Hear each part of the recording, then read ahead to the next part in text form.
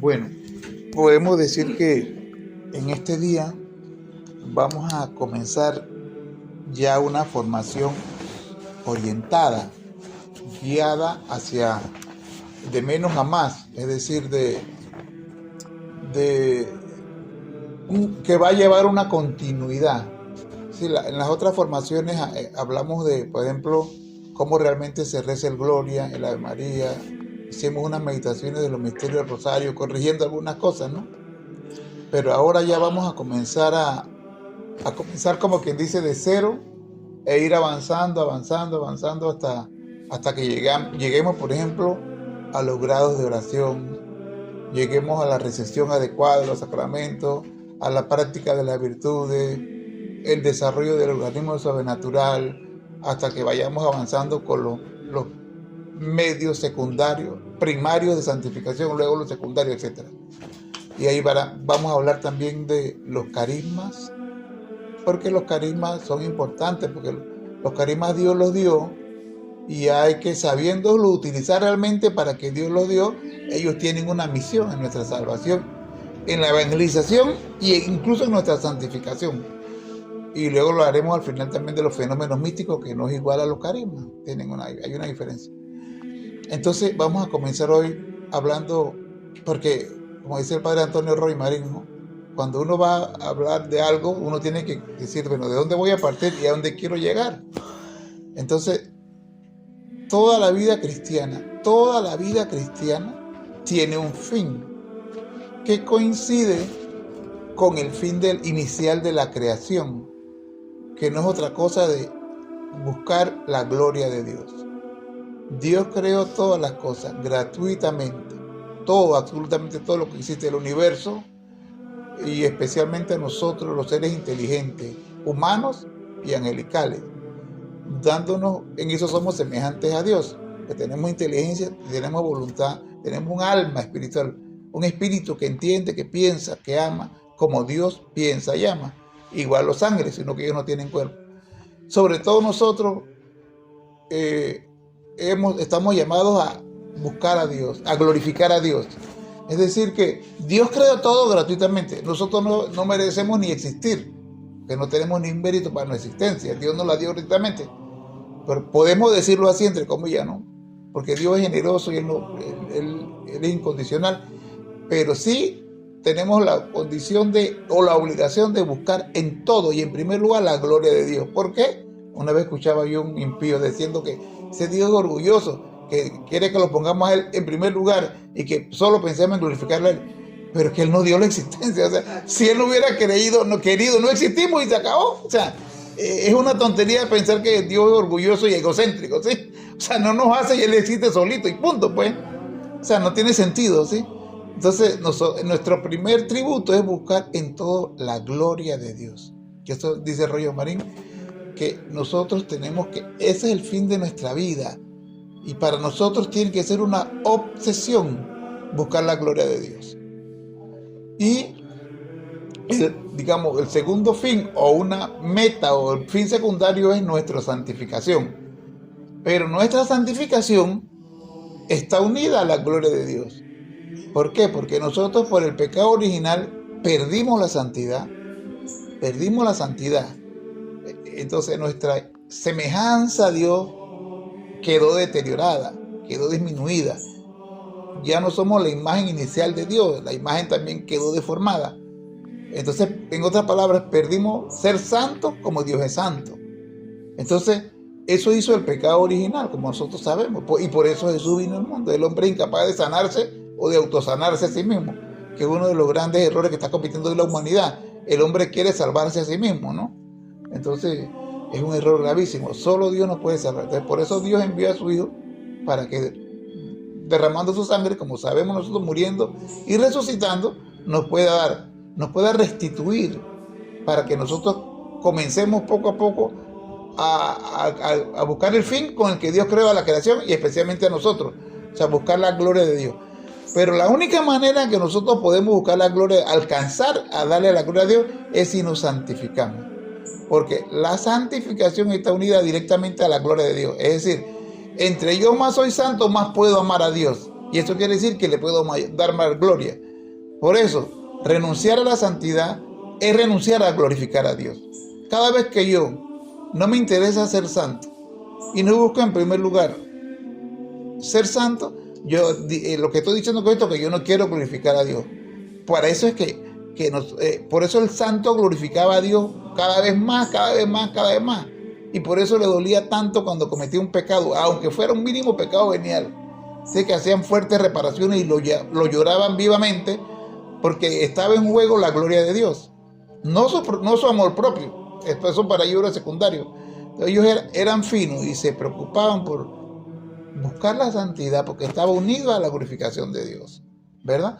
Una vez yo escuchaba a una pareja que vinieron de México a darnos una charla a unos jóvenes, cuando yo estaba joven, imagínense, en Llano Bonito. Ellos decían que la gran diferencia entre el acto sexual dentro del matrimonio y fuera del matrimonio, que el acto sexual fuera del matrimonio ofende a Dios y el acto sexual dentro del matrimonio glorifica a Dios. Entonces, eso es así. O sea, yo tengo que buscar la santidad y hacerlo todo como Dios lo manda para glorificarlo a Él. Entonces, ya sabemos lo que el pecado original hizo, ¿no? El pecado original nos hizo perder la santidad y la amistad con Dios. Miren lo que he dicho. Nos hizo perder la amistad con Dios y la santidad. Nos hizo perder eso.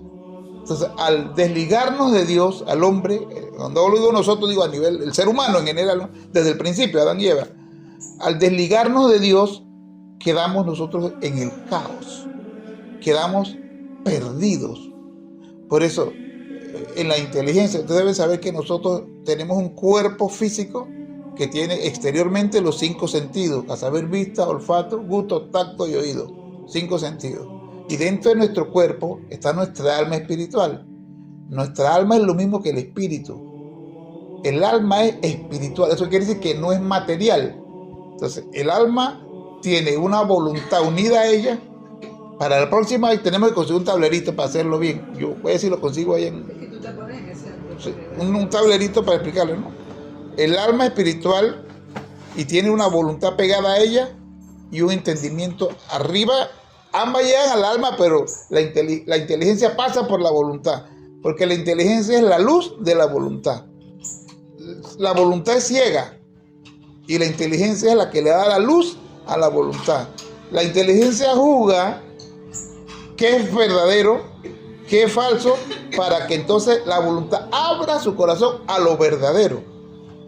Entonces, por eso cuando vamos a la misa, saben que Cristo se nos da como doble alimento, el pan de la palabra, que nutre la inteligencia. Por eso la palabra son conceptos, son ideas. El evangelio son conceptos, son ideas. La palabra nutre la inteligencia y la voluntad es nutrida por la Eucaristía. Ese es el segundo pan. La Eucaristía no es concepto, la Eucaristía es afecto, es amor. La voluntad, la Eucaristía nutre la voluntad y la lectura de la misa nutre la inteligencia. Entonces la inteligencia juzga y dice, esto es lo que me conviene. En todo sentido, ¿no? En todo sentido. Entonces las dos heridas principales que recibimos en nuestra alma espiritual es en la inteligencia. Recibimos la herida por el pecado original de la ignorancia. El hombre ignora, por haber nacido en pecado original, ignora lo que es verdadero, ignora lo que es bueno.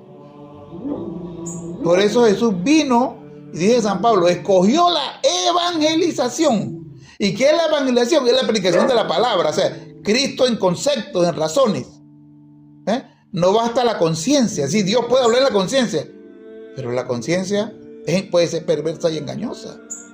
Entonces, por eso Dios le dio la ley a Moisés, para que sepamos. Por eso Dios nos puede hablar en la conciencia, pero principalmente y más asertivamente nos habla en la palabra. Porque yo me puedo confundir en la conciencia. Puede ser el diablo que me está guiando. Entonces, la palabra es la luz. ¿Sí? Entonces, cualquier cosa que venga a la conciencia, yo lo tengo que cotejar con la palabra, con la revelación. ¿No? Pues también me decía Elizabeth una vez que tenía una amiga en el trabajo que decía que andaba con un hombre casado. Y entonces andaba con un hombre casado y que ella no sabía si ese hombre era el que Dios le tenía. O sea, entonces, ¿por qué? Ella estaba confundida en su conciencia porque porque no conocía la revelación. ¿Comprende? Y lo peor que fue donde un sacerdote a preguntarle, el cura le dijo que orara para ver si ese era el hombre. O sea, más perdido que... Sí. Entonces, peor, o sea, un sacerdote, ¿sí? Es terrible, ¿no? Entonces, la herida de la ignorancia, esas son las heridas principales. Las heridas son la ignorancia, en la inteligencia y en la voluntad, la injusticia. Esa es la herida de la voluntad. Porque si la voluntad es potencia efectiva. Acuérdense, el alma, miren, ustedes imagínense, un círculo es el alma, ¿no? La voluntad y la inteligencia. La voluntad es para amar. La inteligencia es para entender. Le da luz a la voluntad, para ella se abre a amar. Por eso la Eucaristía es el sacramento del amor, ¿no? Entonces, la voluntad recibió la herida de la injusticia, porque yo soy justo para Dios cuando amo y soy injusto cuando no amo. Entonces, soy ciego cuando no veo, cuando no entiendo con entendimiento, ¿sí? Pero veo, tengo la luz, que es la palabra, dice tu palabra es lámpara para mis pies, cuando mi inteligencia se va iluminando. Entonces, esas son las dos heridas principales. Entonces, los 7 pecados capitales son las tendencias que por culpa de esa herida, del pecado original, yo tiendo, el alma se enfermó, pero realmente lo que genera esa tendencia al mal son esas dos heridas, la ignorancia y la injusticia.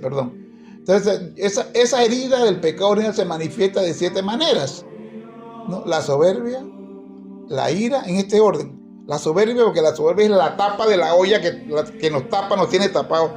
Porque la soberbia es lo que no nos deja crecer en los demás o vencer a los demás. La soberbia. Dios da su gracia, dice, al humilde y resiste al soberbio. Después viene en orden la ira, que es la falta de amor más grande, cuando soy iracundo, ¿no? Después viene la avaricia, que es cuando yo quiero llenarme y tener lo que no necesito. Después viene la envidia, que es lo que yo... no me gusta ver ojos bonitos en cara ajena, es que yo quiero lo que el otro tiene, ¿sí? Después viene la lujuria, la gula y la pereza. La gula y la lujuria, que la gula es que yo como más y bebo más de lo que necesito, y la lujuria, ya saben, no es el desorden sexual. El placer sexual no es malo, lo malo es el desorden en él, cuando no lo utilizo hacia el orden que Dios lo dio. La palabra orden significa que Dios ordenó las cosas, todo tiene un orden para que Dios lo llamó. Y por eso que esto de bendecir a la pareja homosexual no tiene sentido, porque ellos no pueden procrear, la sexualidad es para procrear. Entonces, la pelea con espada aquí no vale, ¿no? Sí. Entonces, y la pereza, que es la indiligencia en el amor también, pero de una manera ya no es tan grave como la ira o como la avaricia, pero también es una falta de amor. Entonces, la virtud con la que debo vencer la pereza es la diligencia, ser diligente en el amor. Estas son las 7 tendencias al mal que yo tengo. Entonces, nosotros hemos nacido enfermos. Todo ser humano está enfermo. Todos nosotros nacimos así como le estoy diciendo, con la ignorancia, con la injusticia, y eso nos lleva a esas 7 tendencias, ¿sí? Y además de eso, todas esas cosas hacen, por estar lejos de Dios, sin Dios, tiene nuestra estima baja. Yo tengo la autoestima baja, porque el ser humano tiene valor en cuanto a su relación con Dios, en función de Dios. El ser humano va perdiendo su valor entre más se aleja de Dios. Por eso el cielo es haber reconquistado a Dios, el hombre. Cuando digo reconquistado me refiero a la raza humana, nosotros también, ¿no? Es como que dice Adán y Eva, nosotros reconquistamos a Dios y nos llenamos de Dios. Por eso el que está en el cielo es impecable, porque su inteligencia está totalmente llena de la verdad y se nutre y se llena de el inmenso amor que tiene Dios, de la felicidad que es Dios. Pero eso comienza aquí, ¿eh? Eso comienza poco a poco aquí. Por eso los santos llegaban a estos éxtasis que tenían, ¿no? Y luego allá llegaban, ¿no? Allá en el cielo es que el ser humano tiene su mayor valor, porque está endiosado, positivamente hablando, está lleno de Dios, pero por gracia, porque fue humilde, porque se humilló, porque Cristo buscó a Cristo y lo buscó glorificarlo. Y en el infierno es donde el hombre ya pierde todo su valor, porque pierde del todo a Dios. Y estas tendencias al mal que tenemos aquí, allá se van a multiplicar. Allá en el infierno, me imagino que, o sea, la gente se agarra allá. Sí, allá sí.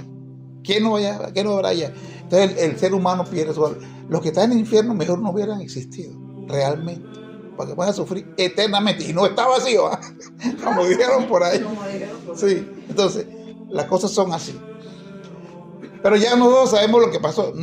Jesús murió y esto ustedes lo saben, pero tengo que hablar así. Estoy hablando un poco más profundo de la teología de la salvación, ¿no? Cuando fuimos bautizados, se nos aplicó los méritos de Cristo. Se nos aplicó Cristo muerto y resucitado. Nosotros no podemos separar esto de muerto y resucitado, porque ahí todo conforma a la misericordia de Dios.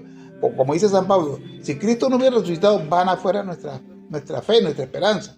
Entonces, tenían que ser las dos cosas. Él tenía que morir, sufrir, derramar su sangre para pagar nuestros pecados, pero también tenía que resucitar, porque si Cristo no resucita, no tenemos Salvador. No tenemos Salvador. Entonces Él resucitó por eso. Por eso la palabra resucitar significa volver a suscitar. Dios nos suscitó a Jesús, se lo matamos, se lo destruimos, lo acabamos, y Dios nos lo volvió a suscitar. Resucitar. Nos lo volvió a resucitar. Ya glorioso e inmortal, ¿no? Por eso yo veo en la resurrección más misericordia que en la misma pasión.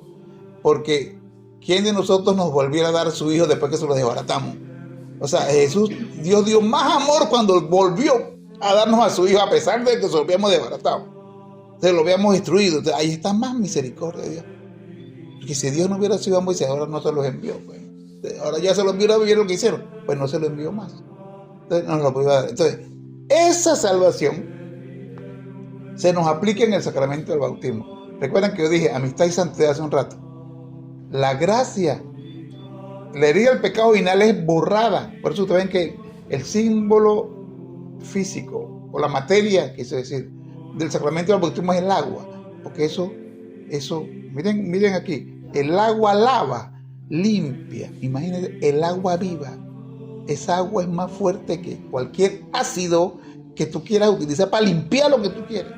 Es espiritual, pero se simboliza con el agua física. Entonces esa agua tiene un poder que limpia el sello del pecado original por el que nacimos. Que como ustedes saben, el pecado original no es algo que cometimos, sino que heredamos de Adán y Eva. Lo limpia.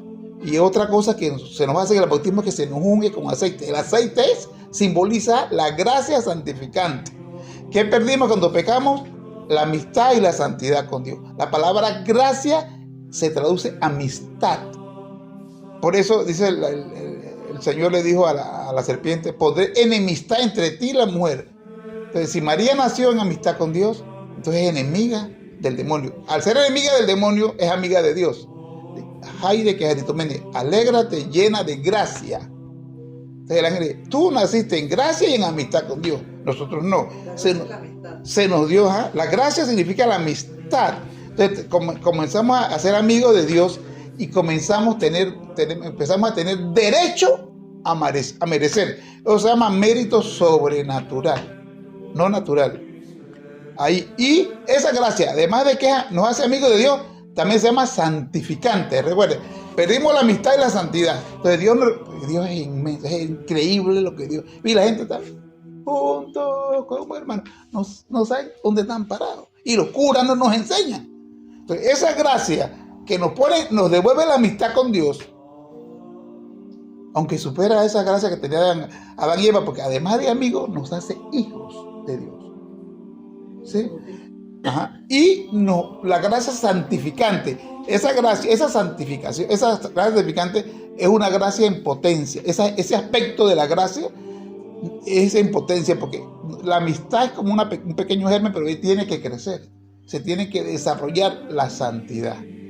Y en la medida que la desarrollamos, nos vamos santificando y nos vamos capacitando para volver a glorificar a Dios. Entonces volvemos a lo mismo, al fin de nuestra vida. Entonces Dios hizo así. Entonces Lutero decía, no, la salvación es extrínseca. No, la salvación es intrínseca. El que no está en gracia de Dios no puede merecer. Y no se puede santificar. Y cuidado que no salvar. Entonces hay que estar en gracia de Dios. Lo más grande que Dios nos ha dado a nosotros es la gracia santificante. Porque eso es lo único que nos hace amigos con Dios. Nos hace estar en amistad con Dios, nos hace hijos de Dios. Y al ser santificante nos capacita para alcanzar la santidad. Poder ir al cielo a glorificar a Dios y ser felices eternamente. Nosotros no tenemos idea, yo tampoco lo que es el cielo. No tenemos idea. La felicidad inmensa de la que goza la Virgen, San José, San Juan Bautista, San Pedro, San Pablo, etc. Nosotros no tenemos San Francisco. Eso es algo porque van a gozar de Dios plenamente. ¿Sabes lo que la felicidad de Dios es inmensa? Es inmensa. Entonces, por eso siempre le digo, yo decía en un video que grabé en este día que se llama Arrepentimiento, Misericordia y Bendición, yo decía que uno de los actos más cobardes e infames es decir a una persona que está en pecado mortal que así está bien y que le da la bendición. Eso es gravísimo. Eso no es amar. Porque esa persona nunca va a ser feliz. Nunca va a tener paz. Eso es un engaño gravísimo. Entonces, esa gracia santificante. El alma, miren para acá, que es redonda, la voluntad y la inteligencia. El alma es inoperante. El alma, solo el alma. Ella necesita, para poder operar, necesita la voluntad. O sea, para poder amar, necesita una voluntad. El alma no puede amar por sí misma. Se nos dio el orden de la existencia para que existamos. Es como el cuerpo, el tronco del hombre, ¿no? El tronco. El tronco, si nosotros no tuviéramos extremidad inferior, no pudiéramos caminar. Repite, por favor. El alma es inoperante. Se nos dio en el orden solo de la existencia. Así como el tronco, si no tiene extremidades inferiores, no puede caminar. Y si no tiene extremidades superiores, no puede alcanzar nada. El alma sí. Tronquitos seríamos, nos llamarían tronquitos, nada más tuviéramos el tronco. ¿Sí? Entonces, pero así mismo es el alma. Se nos dio para la existencia. Y donde está el pecado original se puso la gracia santificante. Entonces, la voluntad, en la medida que ella más ama, va creciendo la gracia. Y la inteligencia, a medida que va discerniendo lo que es bueno y lo que es malo, lo que es verdadero, ayuda a que la voluntad ame lo bueno y lo verdadero y la alma se santifica. Entonces, pero acuérdense que el alma, aunque tiene la gracia santificante, no ha sido herida del pecado original. Porque en el bautismo nos aplicaron los méritos de Cristo. Y pasamos a ser amigos de Dios, hijos de Dios, y podemos lograr la santidad. Pero hay un problema. La herida del pecado original no se subsana con el bautismo. No se subsana. La herida, el pecado original sí, pero la consecuencia del pecado, que es la herida, la ignorancia y la injusticia, y las 7 tendencias más, eso no se ha sanado. Porque Dios quiere que nosotros merezcamos, junto con Él, podemos ese camino. Por eso la gracia santificante nos hace amigos, pero la santidad se va desarrollando poco a poco. Entonces, como la voluntad está herida y la inteligencia está ciega, Dios nos dio para que la gracia creciera las famosas 3 virtudes teologales: la fe, la esperanza y la caridad. La fe se deposita en la potencia intelectiva y la inteligencia. La fe, yo creo con la inteligencia, yo no creo con el corazón.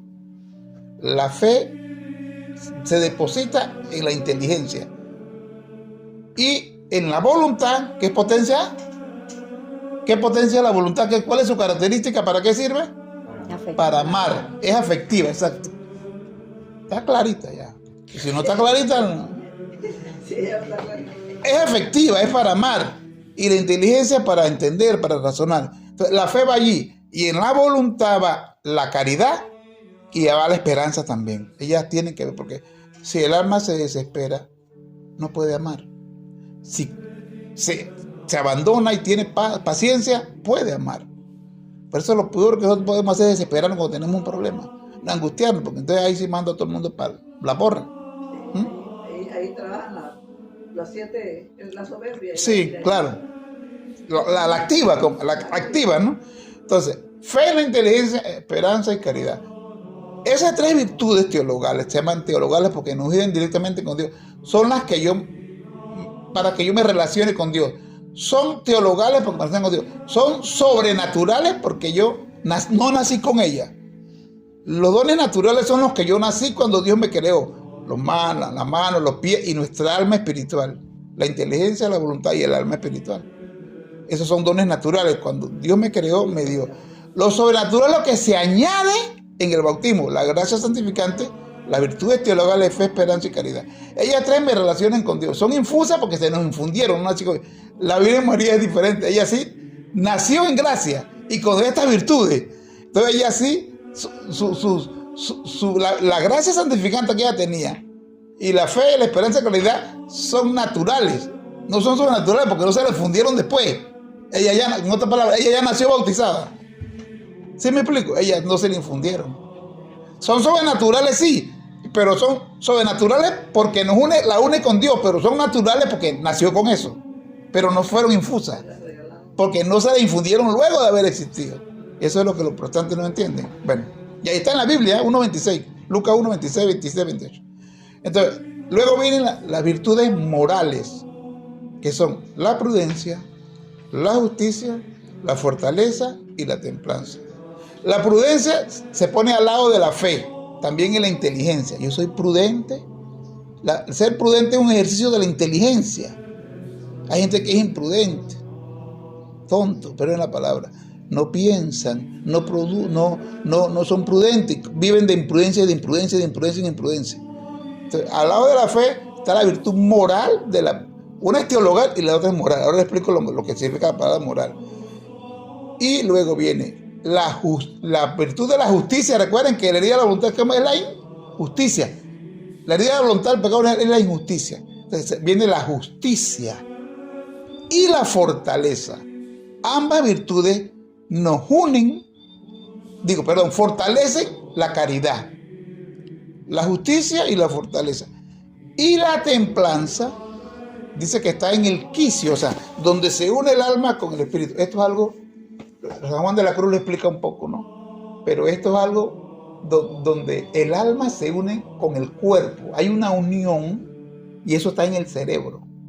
Hay una unión que nosotros no la podemos ver, pero existe esa unión entre la voluntad, entre el alma espiritual y el cuerpo.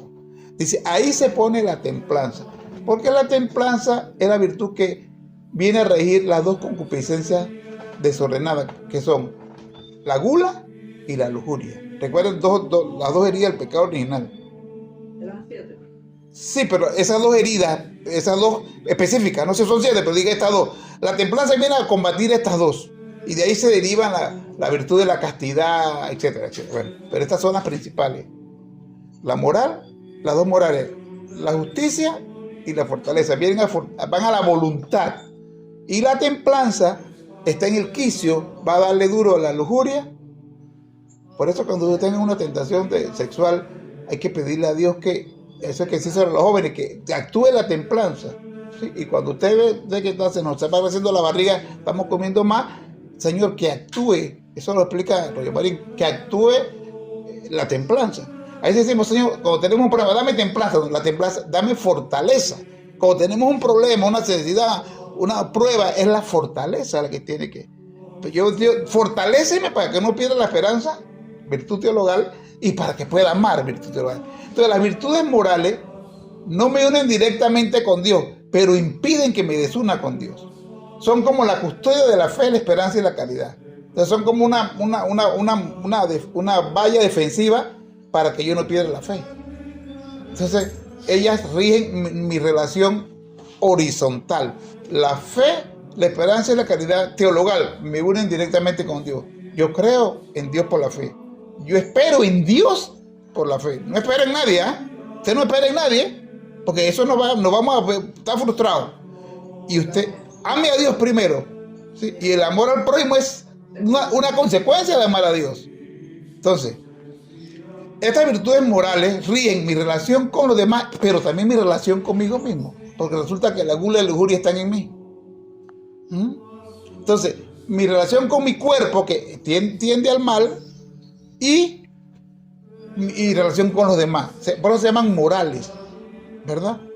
Entonces, esas son las 7 virtudes, las 3 teologales que Dios me dio en el bautismo y las 4 morales. Ellas interactúan de una manera en que nosotros no nos damos cuenta, pero entre más luz tenemos y más formación tenemos, podemos aprender a orar, cómo pedir para que esas virtudes actúen.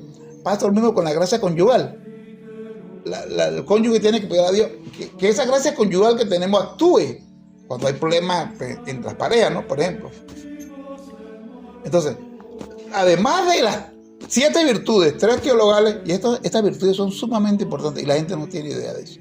Son las más importantes porque ustedes saben que cuando allá en el Vaticano van al dicasterio de la causa de los santos, cuando van a hacer estudios para declarar a una persona sierva, después venerable, porque ese es el paso, primero gran siervo, después venerable, después beato, después los canonizan para ser santos, ponen el nombre de la persona así y una hoja en blanco y ponen las 3 virtudes teologales, la fe, la esperanza y la caridad, y luego las virtudes morales, prudencia, justicia, fortaleza y templanza. Y ellos van a estudiar si esas virtudes, las 7, con los testigos y todos los documentos que existan certificados, si realmente esa fe se vivió en grado de heroicidad. ¿Cómo se dice? Heroicidad. Igual a esperanza, igual a caridad. Si esa persona amó de un grado extremo y si tuvo prudencia, si tuvo fortaleza, justicia y templanza. Y eso es lo que lo van a declarar santo. Ahora, además de las virtudes, Dios nos dio en el mismo sacramento del bautismo los 7 dones del Espíritu Santo, que son, en el orden de importancia, sabiduría, que actúa el entendimiento, fe, prudencia, no al lado, arriba para la inteligencia. No, realmente no está en la inteligencia, sino actúa en la inteligencia. Ahora les explico la diferencia. Los 7 dones los tiene el Espíritu Santo, pero actúa, la sabiduría actúa en la inteligencia, igual que son sabiduría, después viene entendimiento. Si el don de entendimiento actúa entonces en la inteligencia, porque yo entiendo con la inteligencia. Después viene consejo, y el consejo ayuda a ser prudente a uno. Y después viene ciencia, que es el don que tenía Francisco así, que es el que me hace ver a Dios en las cosas temporales, en la naturaleza y la relación. Son los 4 dones intelectivos, o sea, que actúan en la inteligencia. Entonces ya tenemos que ir aprendiendo los conceptos. Somos un cuerpo material, somos un ente espiritual dentro del cuerpo que tiene un alma que no puede operar, voluntad para amar y inteligencia. Entonces, en la inteligencia, que es una potencia intelectiva, porque ahí uno piensa, uno razona, entiende, uno suma con la inteligencia. Mire que sumar y restar y multiplicar es un acto espiritual, ¿sí saben? ¿Por qué es espiritual? Porque yo pienso, porque yo entiendo, yo sumo y resto con la inteligencia. Y la inteligencia es espiritual, no es material. Entonces es un acto espiritual, lo que no es sobrenatural. ¿Ok? Una persona, aunque esté en pecado mortal, es inteligente. Entonces, si es inteligente y piensa, es un acto espiritual, no físico, no material. El hombre que está en pecado mortal ama a su esposa y ama a sus hijos, pero es un acto humano, no con la virtud teologal de la caridad, sino un acto espiritual, pero natural, ¿sí? No sobrenatural, porque no tiene la caridad, que es un don sobrenatural. Entonces, los 7 dones, además de los intelectivos que he dicho, sabiduría, eso tiene usted que aprendérselo. Tiene que aprenderse. Sabiduría, entendimiento, consejo y ciencia. Luego vienen los dones del Espíritu Santo afectivos, que son temor de Dios, piedad y fortaleza. Hay una virtud, fortaleza, y hay un don de la fortaleza. Entonces ya sabemos que tiene que ver la fortaleza. Los dones Dios no nos los da en las potencias como las virtudes. Las virtudes Dios nos las da y yo las opero. Yo creo, soy libre de creer o no creer. Soy libre de esperar o no esperar. De amar y no amar. De tener prudencia o ser imprudente. Yo soy libre de actuar con justicia. Eso no me pertenece a mí y yo me lo quiero coger. Soy justo cuando... ¿sí? Entonces, pero los dones los tiene el Espíritu. Actúan unos en la inteligencia, pero esos dones no los tengo yo. Porque los dones van a perfeccionar las virtudes. No porque las virtudes no tengan por sí mismas capacidad, por sí mismas de perfeccionarse, sino porque Dios las ha depositado en una persona imperfecta, que nunca las ha podido desarrollar donde deben llegar. Entonces eso lo hacen los dones. Y además de los dones, corona, esto se llama organismo sobrenatural. La gracia santificante, las 3 virtudes teologales, las 4 virtudes morales y los 7 dones del Espíritu Santo, se llama organismo sobrenatural, porque Dios me lo dio para que yo eleve mi vida natural a mi vida sobrenatural y me santifique. Entonces corona el organismo de las 3 personas divinas, el Padre, el Hijo y el Espíritu Santo, que es el don más grande que nos ha dado, porque es un don increado. La gracia Dios la creó. Y la gracia es como la sangre de Dios, pero espiritualmente hablando. Y las virtudes Dios no las dio, las creó. Dios crea las virtudes. Son espirituales, pero Dios las crea. Así como Dios creó los ángeles que son espirituales, Dios los creó. Crea las virtudes morales y el Espíritu tiene los dones. Pero las 3 personas divinas que están dentro del Miama, que es lo que corona el organismo sobrenatural, esas 3 personas, es un don increado, porque es Dios. Las 3 personas son Dios. Y eso es lo que más vale. Entonces, eso es lo que Dios me dio. Dios nos dio un arsenal para que yo llegue a la santidad. Y hay gente que no lo está aprovechando. Entonces, Dios está en mí. Entonces, debo yo comenzar, estando en gracia, una relación con Dios, de escucha, dejar que Él me guíe. Eso se llama gracia actual. Más adelante vamos a explicar más profundamente qué es la gracia actual.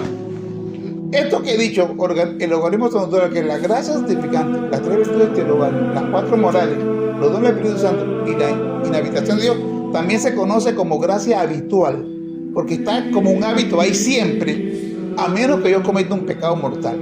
Si yo cometo un pecado mortal, destruyo la gracia, destruyo las virtudes teologales y morales. Bueno, y al salir Dios no es, porque Dios es indestructible, pero Dios sale de la, no hay amistad con Dios. Entonces, y se lleva los dones del Espíritu. Entonces yo quedo desgraciado, esa es la palabra, ahí cae bien desgraciado, paso de ser de un ciudadano del cielo en potencia a un ciudadano del infierno en potencia. Pues dice Santa Teresa, que esa es la negrura, no hay negrura negra que estar en pecado mortal. Y la gente vive y quiere bendecirlo, como se ve, decirle que tienen que salir de ahí. Entonces, y esto es lo que tenemos que enseñar en la iglesia. Esto es, no es otra cosa. Entonces, por eso yo decía en un video que hablaba, lo que tenemos que hacer con esas personas, organizarles retiros espirituales y hablar del amor de Dios, que experimenten el amor de Dios, para que vean que salen de ahí. ¿No? Hay que empezar con los asuntos. Sí, con el Papa. Está grabándose. Entonces, bueno, entonces, mientras no hay un pecado mortal, aunque hayan pecados veniales deliberados, después explico bien la diferencia entre el pecado venial deliberado y el pecado venial por fragilidad, está la gracia habitual, este organismo que le he hablado. Entonces, Dios está dentro de mí y yo estoy ahí. Entonces, Él comienza a hablarme, Él comienza a guiarme, Él comienza a decirme, porque Dios es el más interesado en que yo me santifique y que esa gracia se desarrolle a través de las virtudes. Las virtudes, a medida que yo las practico, tengo fe, tengo esperanza, tengo caridad, actúo con moralmente, prudente, con justicia, templanza y fortaleza, esa gracia va creciendo. Pero Él es el que toma la iniciativa. Dentro de mi alma, no de afuera, dentro de mi alma. Por eso Cristo dice, de dentro del corazón del que cree, brotarán ríos de gracia. El que guarda mis palabras, mi Padre y yo vendremos y haremos morada en Él. Entonces, ahí es que hay santificación. De afuera no. De afuera me habla el diablo, que viene mal. Pero ahora, esa gracia es el diálogo que Dios comienza a tener conmigo. Y yo, si yo soy dócil, y dicen los teólogos místicos, si soy fiel a la gracia, en este caso a la gracia actual, no a la gracia santificante, sino que es Dios hablando, que se llama gracia actual, porque es lo que Dios me da en ese día actual, para ese momento, ¿ok? Él me va inspirando y me sugiere cosas. Si yo soy dócil y sé que es Él, que sé que es Él, mire, la gracia actual que tuvo San José. Nosotros soñamos y soñamos y soñamos. Y yo dice, qué locura, que todavía soñé con el padre Paco que estaba llorando por lo que está pasando en la iglesia. Y uno sueña y sueña. Bueno, pero San José estaba durmiendo y soñó. Dios le habló a San José. ¿Quién le hace caso a un sueño? Dice la misma Biblia que no le dan caso a los sueños. Pero San José estaba clarito, él sabía escuchar a Dios. Y él sabía que en ese sueño era Dios quien le hablaba. E hizo lo que nadie hubiera hecho, pues como que ir a buscar a una mujer que está embarazada que no era de él. Y creyó que eso. Dígame usted, ¿quién hubiera pensado que una mujer que está embarazada si con eso contaba un hombre? Escuchó. Él sabía que no era él. Y veía que la mujer era de él, la Virgen María era virtuosa. Entonces, eso se llama gracia actual. Y así Dios nos habla a nosotros, con nosotros. Sí, entonces, Dios nos da muchas gracias actuales. Muchas gracias actuales. Y a veces nosotros... Y hay gente que todo lo que el diablo le dice, eso sí lo escucha. Porque está el amor propio. Entonces, eso se llama gracia actual. Después vamos a hablar de eso. Entonces Dios comienza a dirigirme. Y si yo voy siendo dócil, y siempre al principio, lo que Dios me va a pedir, siempre en contra de lo que a mí no me gusta. Perdón, en contra de lo que me gusta, es lo que no me gusta. Al principio, después del alma, Dios comienza a ir transformando su voluntad y ya el alma comienza a querer lo que Dios quiere. Sí, al principio es una pelea berraca ahí con Dios, pero en la expresión. Pero si el alma se va dejando sanar y transformar, y se va sanando la herida de la ignorancia, y comienza a pensar como Dios pensaba. ¿Se acuerdan de San Pedro? Aparte de mí, Satanás, tú no piensas como Dios, sino como los hombres. No es que Pedro tenía al diablo, que la palabra Satanás significa el que se opone. O sea, y todo el que se opone a Dios no tiene que ser el diablo. También es Satanás porque se está poniendo a Dios. Yo cuando me opongo a Dios, a su voluntad, me convierto en Satanás. Bueno, la jerarquía hoy de la iglesia no se está oponiendo a Dios. Claro, tienen sus maestros, ¿no? Pero son Satanás, pero una persona humana, pero es Satanás, ¿no? Porque se opone a Dios. Entonces, la ignorancia se va sanando. ¿Y cómo se sana? Yo tengo que comenzar a pensar como Dios piensa. Pero eso lo vamos a ver cuando hablemos de la oración de meditación, la segunda hora de oración, porque no hay nada que los evangelice más que la oración de meditación. Eso es lo que más nos sana y la herida de la ignorancia. Entonces, Dios comienza a hablarme, se llama gracia, y eso tengo que desarrollarlo. ¿Ok? Entonces, hay 3 medios principales para que este organismo sobrenatural se desarrolle. Hay 3 medios principales y hay varios medios secundarios, pero los principales son la vida de oración,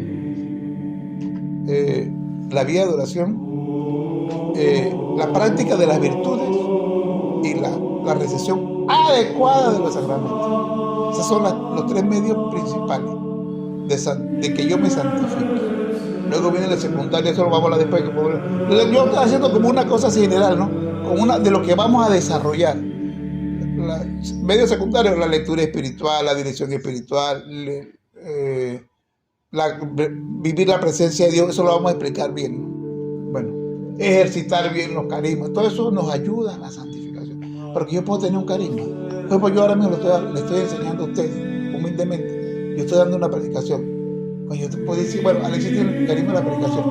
Pero si yo ejercito más este carisma, si yo lo quiero hacer para que digan, ¿cómo sabe este tipo? Uy, qué bien que habla. Entonces este carisma es lo que me está hundiendo. Y así cuando oro por una persona, sí, porque hay gente que los carismas son para exaltarse ellos o para buscar protagonismo. Para que ustedes vean que todo tiene un orden. O si voy a comulgar, para que digan, ¡ay, qué santo es, mira! Y cuando comulgo, el que no comulga, está listo. Yo sí comulgo porque yo sí soy, nada me sirve para nada, ¿no? Entonces todo eso lo vamos a ver. Hoy voy a profundizar, no profundizar, voy a hablar un poquito de los grados de oración. Voy a hablar ahora en la segunda charla de las virtudes, pero muy general, y los sacramentos. Y lo que vamos a desarrollar en la próxima reunión son la vida de oración. Ahí nos podemos quedar unas 3 o 4